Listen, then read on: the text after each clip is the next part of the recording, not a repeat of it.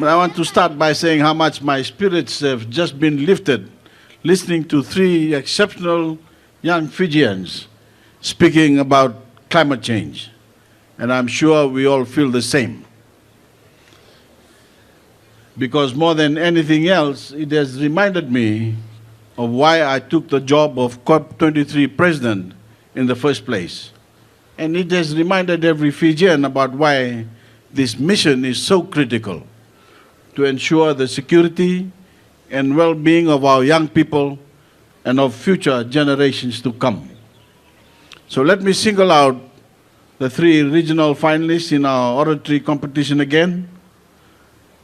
Our winner from the Northern Division, Shalvi Shakshi of the Nasarawanga Primary School in Bua. Our winner from the Central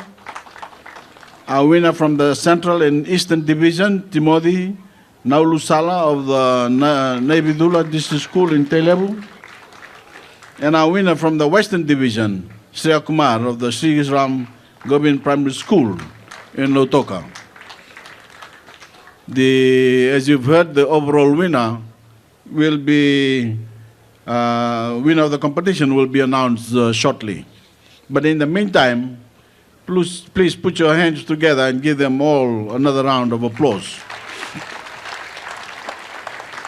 I want to say to Shalvi, Timothy, and Shreya how proud I am of you as Prime Minister and how proud the whole nation should be of the effort you have put into this competition.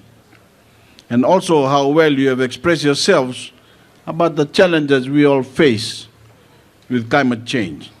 Of course, only one can win this competition and represent the young people of Fiji when you speak at COP itself in Germany in November.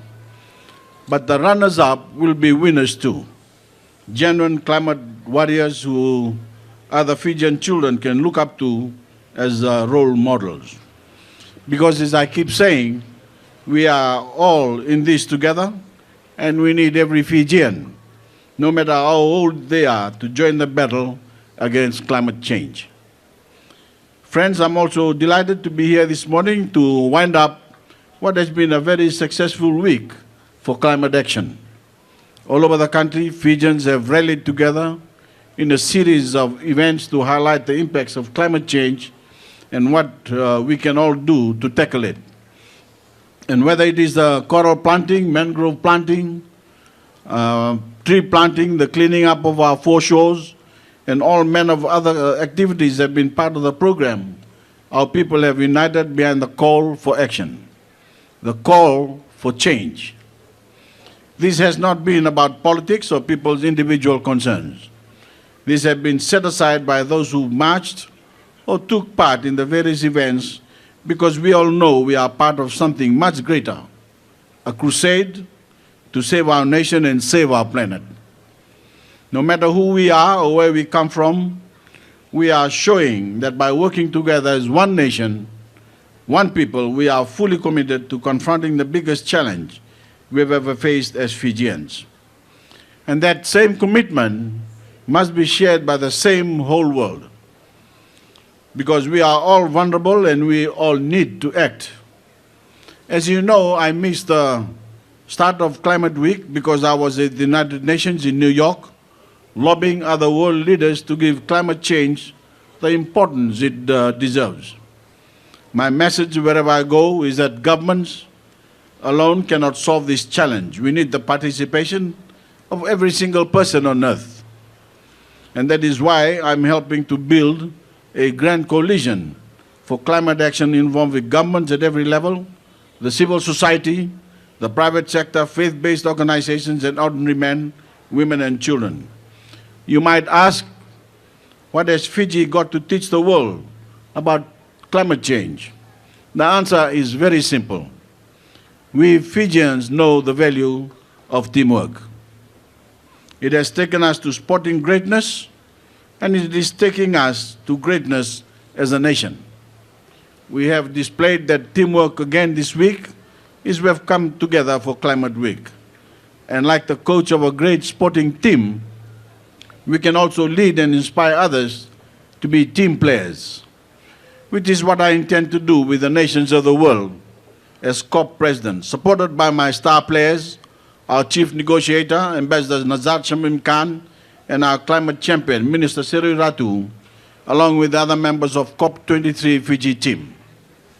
With your support and with your prayers, our game plan is this: to keep the global climate negotiations on track, to get everyone to fully implement the Paris Agreement and limit the global temperature to 1.5 degrees above that of the industrial age. And to get there, we will be reminding everyone of a very simple fact. We will only get there with teamwork. Every nation committing itself to climate action in the way that Fiji has. The citizens of the world coming together as one world, team world, and doing what we must do to save our precious planet from the ravages of climate change. That is the message I've been taking to the world as incoming president of COP23, and the message I will be taking to Bonn and beyond. As a small nation, we have a very big job to do, but teamwork has got us over the line before, and with God's help, we intend to do it again. Friends, there are many organizations and individuals who deserve our warmest thanks for making Climate Week and our entire COP campaign a success. These are faith-based organizations that came together for our national weekend of prayer and reflection. There are several civil society organizations that have devoted time and money to highlighting various aspects of our campaign. There are those from the private sector, and especially our two official business partners, the DHL and KPMG, who have provided us with valuable assistance and are a crucial part of our grand coalition. These are our state institutions and agencies of government, such as the RFMF, the Ministry of Agriculture, and the Ministry of Education, which organize the National Oratory Competition and other school events with UNICEF and USP.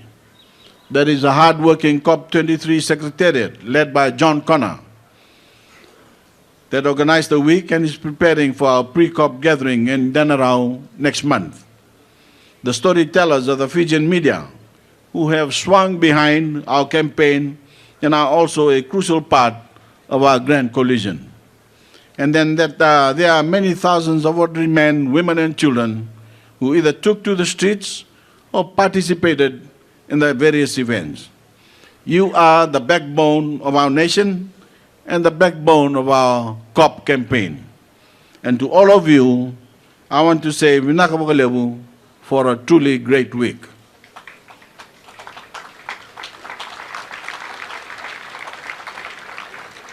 I also want to acknowledge the assistance of our development partners, the nations and organizations that are making our COP campaign possible. And I have the great pleasure this morning to announce a new donation of $800,000 from the government and the people of Russia.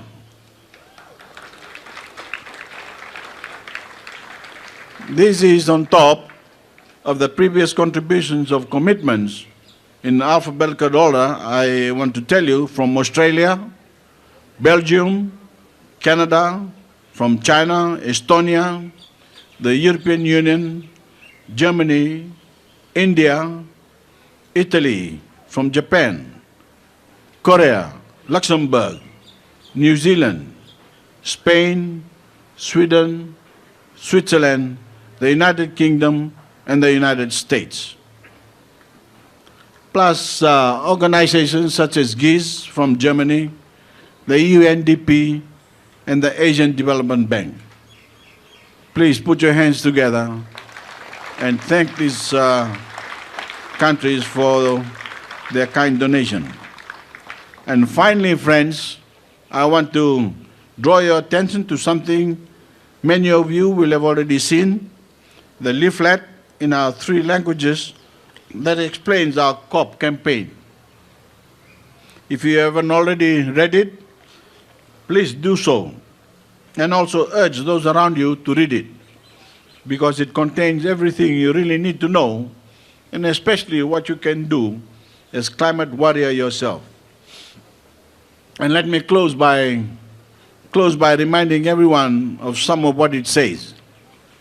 Protect our environment by not polluting our ocean and coral reefs, so they have a better chance of coping with changing temperatures and acidity. Don't rubbish our country. Dispose of your litter properly and try not to use plastic bags or plastic bottles that can make their way into the oceans through drains, creeks, and rivers.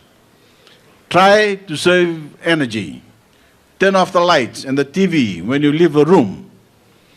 Walk or ride a bicycle rather than take a bus or car. Or share a ride with friends rather than travel alone. Plant more trees. When you need to chop down a tree, replace it with at least 2 more, because trees remove carbon from the atmosphere. Try to limit the lighting of fires, and especially large-scale burning. Restore and protect our mangroves. Spread the word about climate change with your family and friends, and mobilize your community to take action.